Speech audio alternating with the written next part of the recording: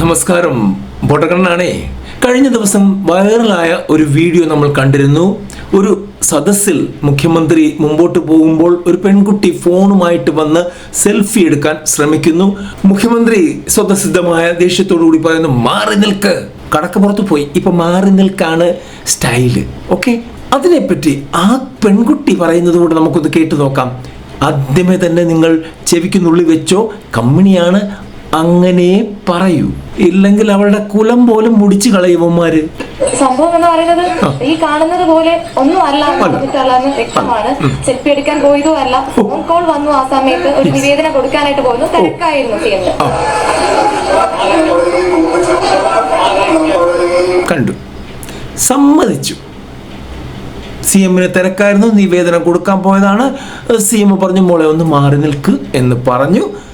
CM നടന്നു പോവുകയും ചെയ്തു.